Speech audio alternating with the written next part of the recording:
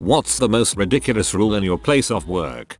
I used to work at a place in which my boss implemented a no more than 2 glasses a day water policy. What a C. I ignored this rule and complained directly to our CEO, and the matter ended later that day. What was weird though was the majority of people actually followed the rule, and some even shopped me up to HR about breaking the rules. I left not long after that because not only was my boss a bellend, but if my colleagues were going to HR over me drinking water, then I obviously couldn't trust them. But they love being superior because dehydration delirium. Woo. Had a workplace time our bathroom breaks and deduct them from our allotted 15-minute breaks or lunch. We had to go see the office manager to get a key to open the restroom. As soon as we left his office he would start a timer. When you got back he would stop the timer and tell you how much time you needed to deduct from your lunch or next break. They watched our breaks like a hawk. Also, if you made a mistake they would stand over you and time you while you fixed it and deduct that from your lunch or breaks. You couldn't bring anything that smells for lunch and they had no way of heating anything up. I worked out my contract and split. The VP of our company just held a mass meeting to tell all of us we can't have pictures or plants or food or any form of non-office supplied object on our desk. Tons of co-workers have family pictures or their kids' finger paintings pinned up on the cubicle walls. All that has to be removed. People were pee. That is the first sign you should leave. If they need to exert that control over you, it means other things are failing. My dad told me this one a while back. He used to work for a PR firm. The way he described the office environment, think The Office but in the 1980s. The company hired a corporate efficiency specialist to come in and improve things. She came in and implemented all kinds of rules, which seemed to follow some sort of caste system. Her philosophy was, the higher your office rank, the more perks you get. Her idea of perks: number of pictures you are allowed in your cubicle, whether you are allowed to have a potted plant or not. Coffee mugs were only allowed to senior employees. Others had to use paper cups. Being allowed to leave the office for lunch was also considered a perk. Needless to say, a coup soon followed, and she was tossed out on her hinny. That doesn't sound like it makes anything efficient.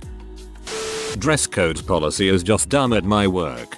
Different positions have different requirements, even though we all work in the same office. My favorite rule though is the one on shorts. We can wear shorts on Fridays between Memorial Day and Labor Day. However, the shorts can't have pockets on the side. It was written to discourage ratty cargo shorts, but the way in which it is written allows me to wear gym shorts, so I do. Once worked at a place where some minibus decided that since UPS trucks don't turn left, we shouldn't either, and NBSP. I don't know or care how well that worked out for UPS. But this was a goddamned ambulance company with a 911 contract. I will turn left if and when I freaking need to turn left. And NBSP. Follow up. I don't know if UPS trucks turn left or not, or if that is beneficial for them or not. And frankly I don't care. The point is that minibus thought they did. And that was the reasoning he gave. He was an idiot. I did not stay there long. Not my current job, but I used to work for some crazy people. You had to stand in a specific area while eating so they could see you on the camera. Don't talk to customers longer than 3 minutes unless you're making a big sale. Even then, keep it short. Answer the phone within 2 rings. Keep the conversation to less than 30 seconds. You can't talk to your co-workers outside of work. You can't talk to your co-workers while at work. Even if there was not a single customer in the store. I'm sure there's more I just can't think of right now. Old job of mine in a warehouse. Our stations were pretty far apart, so when we listened to music we'd all usually have our own stuff playing. Not a problem since you could barely hear the neighbor's music. Well, the CEO didn't like hearing multiple songs when walking through the warehouse. He made a rule that we all either had to listen to the same music, or none at all. I'd put on the same song but everyone started 15 seconds apart. We got a new vacation policy where you could take unlimited time off. When he announced it, we looked at the big boss like he had a dong growing out of his forehead, all the while he assured us that if we wanted vacation, to take it. Really, a little bit afterward, he changed it to discretionary time off, meaning that if your boss approved it, it was okay. Then a change to 160 hours should be the max, and if you go over 200 hours then you probably don't need to work here. I once needed a pen. Figured this was a reasonable ask. Went to the supply closet on my floor, which was locked. Asked the floor's admin. She told me to go to the main supply room in the basement. Went to the basement and explained my situation of needing a pen. They told me all requests for supplies must be approved by my department head. Problem is, being new, I'd never met my department head. She also worked in San Francisco. I worked in Milwaukee. So I needed to send an email both introducing myself and asking her if I had permission to get a pen from the supply closet. This is my favorite one so far. That's so ridiculous in every way. If you had to take a leave on Monday or Friday so that you have an extended weekend of 3 days instead of 2, it was counted as 3 days leave, counting in Saturday and Sunday. Deal with that. This was in a small private company in India dealing with medical writing. Homer, your boss says if you don't come in today don't bother coming in Monday. Homer, woohoo. 4-day weekend. If you are 1 minute late it is a tardy. If you take a half day nothing goes on your record. I was told to just take a half day if you are going to be late because they straight up fire you for tardies. Also if you clock out early it is a tardy. If you have to go to the doctor on lunch break and it is going to take an hour and 10 minutes, take the rest of the day off. Weird. Fireman, our risk management department decided long ago that poles were too risky for us, so we use the stairs. We have poles. Anyway, now the newest rule is no free weights, as in no free weights to work out. Stay fit, go into burning high rise absolutely, walk around the station carrying 40 pound dumbbells, too risky. I feel you. My FD just got some workout equipment, rowing machine and bike. It had been delayed due to liability concerns, but we actually have a fire pole that we use. It's all very confusing. We aren't allowed to wear jackets unless they are purchased from the resort gift shop with the hotel name logo on it. They are $50 plus and we don't get reimbursed, but it's the price you pay to stay warm in the cold months.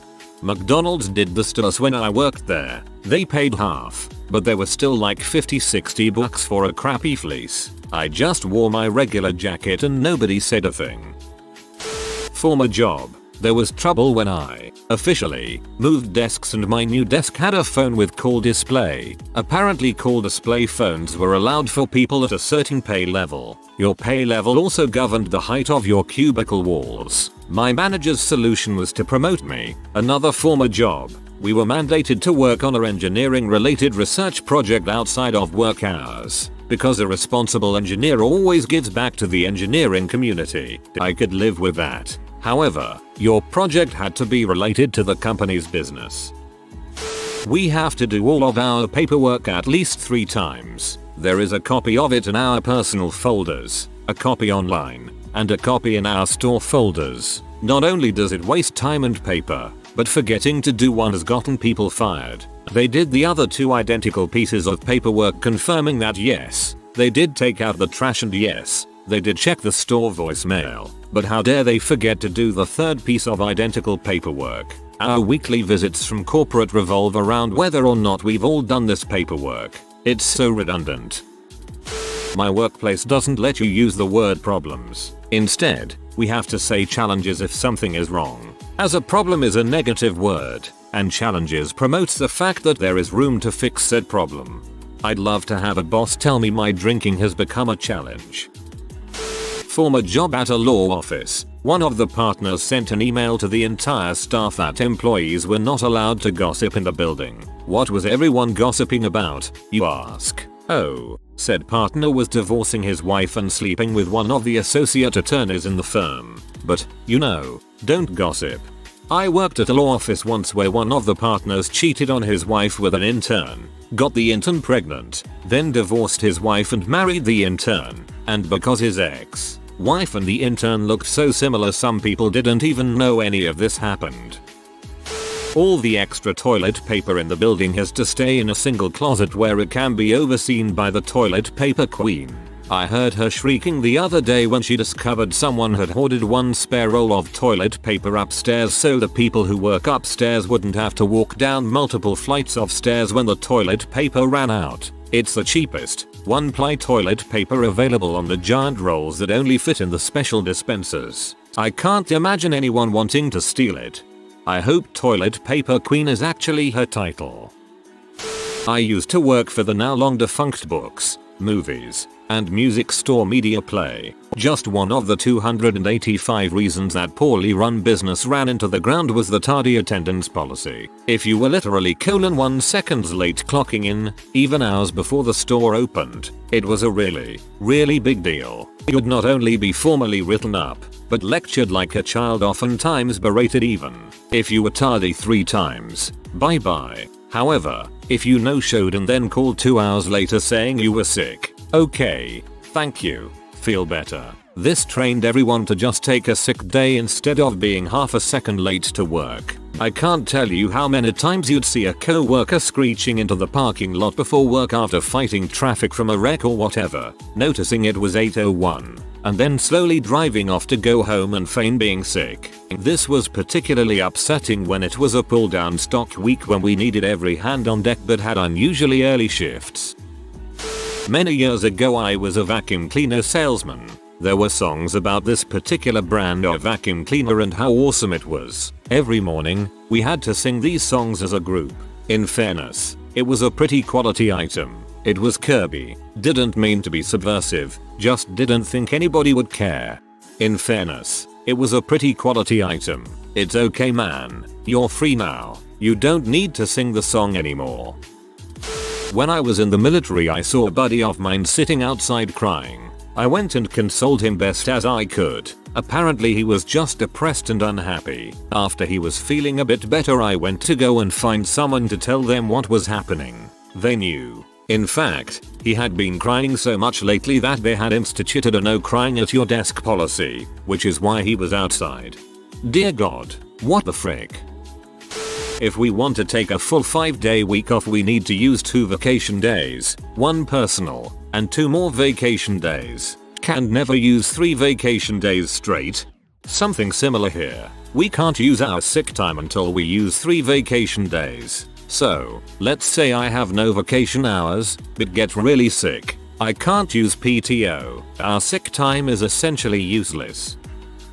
I drive Valet. The company handbook says you're never allowed to back up, ever. You absolutely cannot do the job without reverse. It's impossible. It's in there because of liability and our insurance policy. This way it can always be the valet's fault if an accident occurs ever. To answer the most repeated question, if the rule says no reverse, yet you're expected to park a car, then how can you park the car? Answer: never hit anything, and always reverse despite the rules. Expect to be fired should you hit anything and reverse, but probably not. The rule only exists to cover the company's butt, but if they don't feel threatened by you working there and you're an asset, you still will not be fired. And yes, many people are questioning the legality of it and you're right. It wouldn't hold up in courts, but it's in the handbook and it's silly, so I posted it.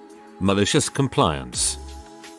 It's not like this anymore, but for a while they attempted to have a dress code. Guys had to wear collared shirts, but Hawaiian style shirts were totally acceptable. You could not wear jean shorts, but jean overall shorts were okay. I got sent home one day because my shorts weren't fingertip length. We were tech support. No one ever saw us. That was the best part. Anyone is asking.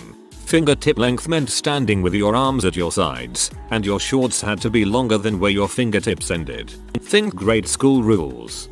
I'm picturing a bunch of IT workers in Hawaiian shirts and overalls, and I love it. I worked as a call receiver. We never saw a customer. We were only on the phones with them. Rule: your hair must only be a natural color. I dyed my hair the same exact color that someone from a different shift had. I was reprimanded. I told them that if the rule is not enforced for everyone, they couldn't single me out. Their reasoning for letting the other person have that color but not me. Mine was my real hair, dyed an unnatural color. Hers was a weave that could be changed very easily. Really? Then why hasn't she been asked to change her hair? Because that crap is expensive. They gave up trying to convince me they were in the right. I had a boss who didn't like the outrageous color I had in my hair. I'm a natural redhead.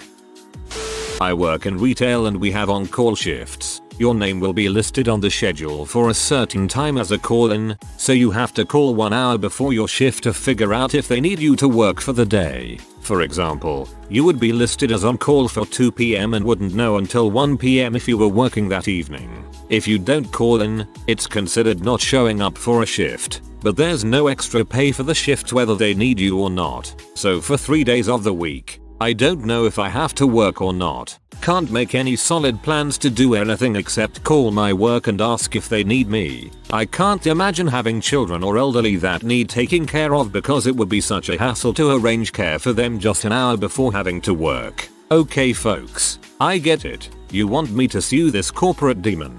I'm looking into it now and will update with any relevant developments. I'm going to dig up my contract tomorrow and see if I can speak to a lawperson. Thanks for motivating me. This is actually illegal. I actually won money from a lawsuit against Victoria's Secret and their on-call policy. I used to work for a large bank. We had an attendance policy that was so complicated it actually created an incentive for employees to take an entire day off rather than be tardy too often. My high school had that too. If you were late enough to miss first period, you got a cut, which was a detention. Even being late to first period 3 times counted as a cut, which was another detention. An absence was just an absence. No cuts, no detentions. I don't know if it's standard, but I worked at a place where HR wasn't allowed to tell us if someone was fired. It was a big enough place that you might not immediately realize someone had left, and when you found out, you weren't supposed to ask why. So, if you wanted to know if they were fired, you asked, was there cake, which was to say that, if the person had retired or left pleasantly after a number of years, they would be given a party with cake. If they were fired, not so much. I haven't seen Brian for some time. Brian is no longer with us. Brian no longer works here. Was there cake? Clarifying that Brian is alive in this scenario, except for below where I said he was dead for karma. We have a lock on the first aid kits, so if you just need a band-aid for a cut, you have to get the key from the safety guy, which in turn makes it a reportable accident with mountains of paperwork and investigations. We use an unbelievable amount of duct tape now. Frick that, I'd be keeping a box of band-aids in a rarely used drawer or hidden away somewhere. This handbook can be changed, without notice, at the company's discretion. So, medical leave? 3 days medical leave per year. Fine, I'll use my PTO and expect to get disability for the remaining time. After I have major surgery, an addendum. 2 weeks later, medical leave for surgery must have written documentation from a doctor outlining your recovery schedule and when you may return to work. When I return, on a limited schedule, 6 weeks later, the HR manager comes into my office. You didn't have the authorization letter before surgery, so you better be here or face the unfortunate circumstance of disciplinary action. While I'm at it, since I'm under contract for 5 years, does anybody know about the legal definition of peonage? The specific text of the disclaimer is this handbook is subject to change without prior notice and at management's discretion. I used to work for Amazon in Ireland and their toilet breaks were crazy. Maximum of 10 minutes a day but also a max of 20 minutes per week. You had to change the status on your computer so everything was recorded and some managers would call you out on it and even go as far as threaten your job. I had an understanding with my manager and told him if I need to take a crap then I am going for it. Like any good manager, he just told me that as long as I give him the numbers he wants then I could do what I want. I was treated with great respect while working there and thoroughly enjoyed the experience. I can't speak for other employees in the business but I have heard the stories. Incidentally, I now work in construction where someone isn't looking over your shoulder and checking every minute of every day. If you haven't seen the great movie Office Space, watch it. Describes my situation perfectly. My manager was looking for performance numbers. I was the one looking for 1s and 2s. There was an issue where there was too much socializing going on the factory floor, particularly when people were working while sitting down. False, skewed supervisor perception. So they made everybody stand. When that presented ergonomics problems, they brought in these weird chairs that made you sit at a slant, had no backs, and no wheels, so they wouldn't cause distractions. No part of it made any sense. A rule that said if you have time to lean, you have time to clean, which fairly obviously meant if there was no work then you should be cleaning things. It was at an aircraft servicing station that was fairly small, but we needed a crew of at least 3 people for larger planes. The problem was that sometimes there were just no planes, so there was no work. We would clean for a couple hours and then just run out of stuff to clean. But according to management, that was no good. We had to be busy. It got to be that we would fight over work when it came in because everyone was so bored, and finding pretend busy work was much harder than just working. I remember getting the crew together to pick up pebbles off the taxiway for a couple hours. There's an old joke in aviation, go sweep the taxiway, so we actually did it.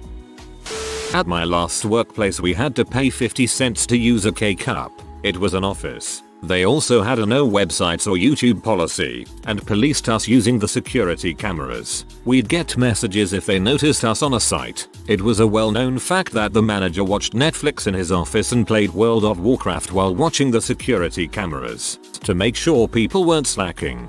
I bet he mains a warlock, loves to manage his minions.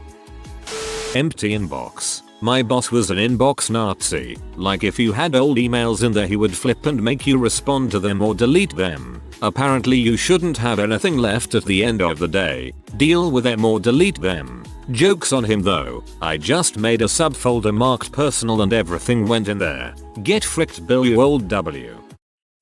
Not current job but at my last job at a store cafe. An unspoken rule, as in me and my manager were never told this by our boss, was that we were not allowed to let a health inspector see anything that they come to inspect while still getting a good grade. We followed health and safety laws but our bosses didn't. We were one of the smaller stores cafes in this chain of 20+ stores and cafes. The health inspector must have realized that it was the company's fault for all the health and safety breaches because we, the staff, were given near full marks on the staff's health and safety responsibilities, but the boss's responsibilities was a different story. No fly killer in store, despite them being attracted by our bakery part and us having a fly killer out back for over a month, but no one was ever sent to install it. No mouse rat traps. Only one sink. Law requires two. One for hands and one for dishes. No hot water. The counter where we put coffee down wasn't nailed down and we actually had a customer attempt to sue over a spilled coffee.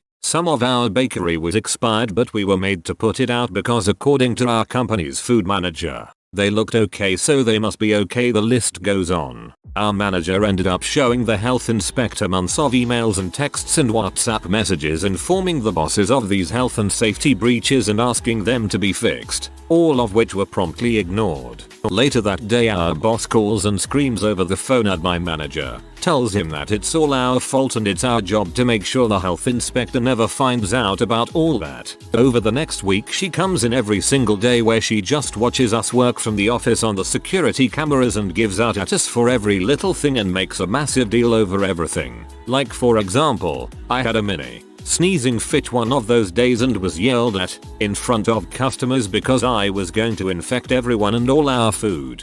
Glad to be out of that hellhole. Last I heard, a few of the stores she manages, 4-5 store managers quit all in 1 week while she was on holidays. So she took over managing those stores, are failing with massive sales drops and mass employee quitting ever since she took over them. Hope to God she loses her job. Holy crap, they ruined her holiday. Perfect revenge. We got Keurig for our break room. Our boss removed the part of it that you use the K-cups for because it had a needle in it, which is what pierced the K-cup. Her reasoning is that she was afraid someone poked their finger with it. We worked in a blood donation center. We were all phlebotomists. She didn't see the irony. Worked in a surgery center with doctors. One of the cosmetic surgeons, who specialized in burn and scar reconstruction, didn't like the office manager and made it obvious to be an but. Office manager told surgeon he couldn't use a box cutter to open packages. Surgeon started using a scalpel to open office mail.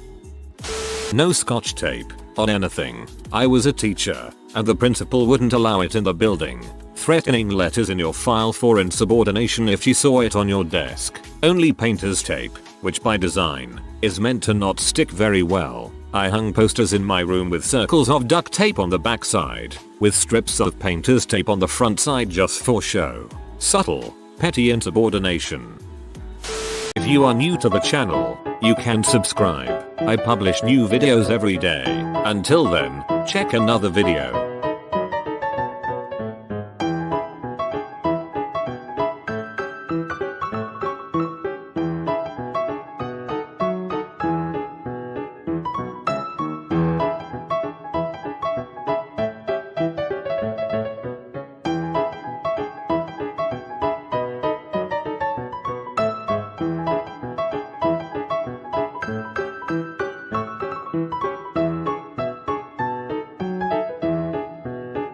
Bye for now.